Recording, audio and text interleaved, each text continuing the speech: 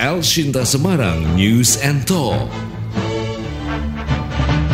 Elektabilitas Gubernur Jawa Tengah Ganjar Pranowo diprediksi akan turun drastis selepas dampak penolakannya terhadap timnas Israel pada ajang Piala Dunia U20. Ketua Dewan Syuro Partai Umat Amin Rais mengatakan elektabilitas Ganjar Pranowo akan menurun drastis karena keputusan FIFA soal Piala Dunia U20. Amin menyematkan kata nyungsep kepada Ganjar Pranowo sebagai dampak yang luar biasa usai penolakan terhadap timnas Israel ini. Setelah ada pencabutan dari FIFA, Indonesia sebagai tuan rumah Piala Dunia U20 sudah dicabut, bahkan mungkin ada sanksi yang lebih berat, maka tiba-tiba ya Pak Ganjar dan Pak Osarwayan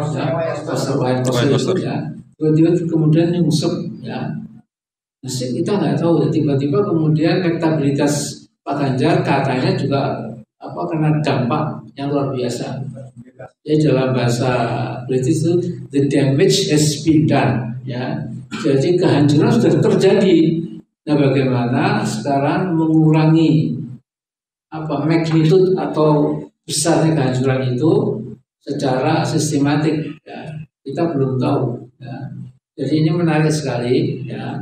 Negeri kita ini sedang masuki tahapan pemilihan pimpinan nasional yang makin dekat, tapi justru tokoh-tokohnya itu baru satu yang ditampilkan, yang lain masih mungkin iya mungkin enggak. Lebih lanjut, Amin juga menyinggung nama-nama bakal calon presiden yang akan diusung pada Pilpres 2024. Amin menyebut sampai saat ini hanya ada satu tokoh yang ditampilkan sebagai calon presiden di Pilpres 2024 mendatang, yakni Anies Baswedan. Menurut Amin, Anies Baswedan sudah terdefinisi namanya didukung oleh 3 partai politik, yakni Nasdem, PKS, dan Demokrat. Sedangkan untuk nama-nama yang lain masih belum pasti. Sementara itu, Ketua Umum Partai Umat Ridho Rahmadi menyatakan dukungan Partai Umat pada Pilpres 2024 kepada Anies Baswedan. Hal ini menurut Ridho sebagai bagian dari rekomendasi hasil Rakernas Partai Umat beberapa waktu yang lalu. Meski demikian, Ridho mengaku masih tetap melihat situasi politik terkini yang masih terus berubah. Ya, jadi sejauh ini kita sebagaimana sampaikan di Rakernas memang ke Pak Anies. Kita harapkan ya ini memang nanti perahunya bisa benar-benar membawa Pak Anies jumlahnya 20%.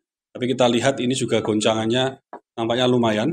Kita masih melihat situasi. Ya. Tapi sejauh ini memang kita masih mendukung Pak Anies sebagai baca pres. Gitu. Sekarang yang ada 3 partai kan yang mengusung Pak Anies itu ada Nasdem, ada Demokrat, ada juga PKS. Gitu. Nah, ini kita lihat pertemuan-pertemuannya ini kan lintas koalisi, begitu juga dengan orang-orang dari pemerintahan. Gitu. Jadi situasinya terlihat masih sangat mungkin sekali untuk berubah. Itu yang kita lihat sekarang. Ridho juga menyampaikan meski sudah mendukung salah satu capres, hingga saat ini fokus Partai Umat adalah mensukseskan pemilu legislatif 2024. Merespon hal ini, Ketua DPD Partai Umat Jawa Tengah Husein Alamsyah menyatakan optimis meraup 3 juta suara dalam kontestasi pemilu 2024 di Jawa Tengah. Husein menyatakan akan merangkul kalangan milenial dengan berusaha berpikir out of the box. Dari Semarang, Yunar Kustanto melaporkan untuk Radio Elshinta.